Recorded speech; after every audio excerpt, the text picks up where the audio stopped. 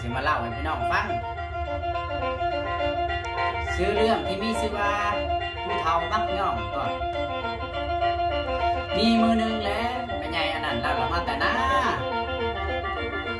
มาแต่หน้าแต่ว่าแม่ใหญ่อันนี้เราเป็นคนมีทรัพย์สมบัติหลายไม่ว่าจะเป็นผลไม้รากไม้เต็มส่วนอันเนี้ยผู้ใดย่องเล่ามันผู้นั้นได้สันซะถือว่าได้หมดทุกอย่างสิ่งที่ขึ้นชื่อว่าเป็นของเล่าสันซะเล่าอะไรย่างมาแต่หน้าแล้วย่างที่นี่มาแต่หน้าตัวแล้วมีวัยรุ่นกลุ่มหนึ่งย่างไปใส่เบ็ดก็เลยไปส่วนทางพ่อกับเล่าก็เลยเอิ้นทวงใส่เล่าโว้ไม่ใหญ่มาสั่น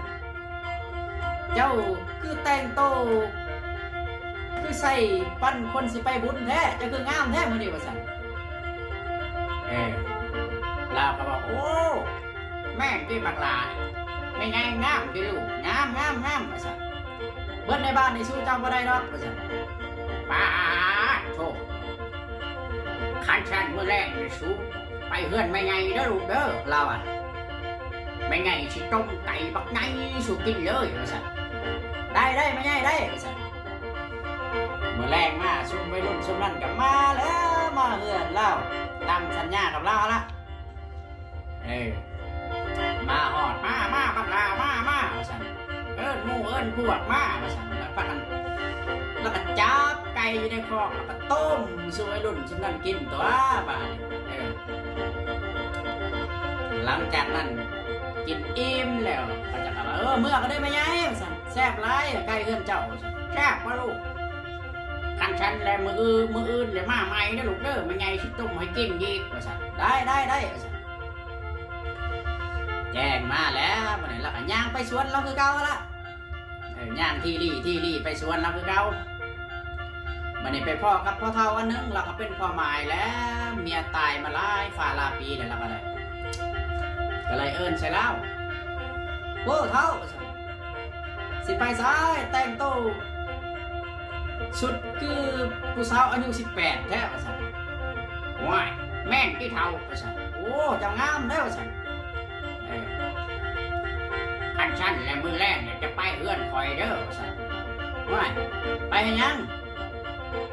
คอยสิให้เจ้าซอยขี่ไม่ยังก็ซอยขี่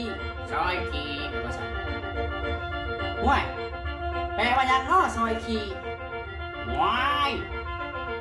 เท่าปันนี่ก็ชิบจักบ่ครับว่าซอยขี่มาเจ้ามาโลกได้มือแรงมากพอเท่านะครับไปเพื่อนเล่าแล้วบ้านไปหอดก็ว่าสองเท่านั่นก็เกี่ยวก็สิมีว่ากันลมกันตามภาษาผู้เฒ่าผู้แก่เพิ่นนั่นแหละบัดนี้ตกลงแล้วสองเท่าน่ะก็ได้นอนนำกันแล้วก็ได้กันบัดนี้เท่านั่นกันไอ้ไม่ใหญ่นั่นเป็นลูกเป็นเมีย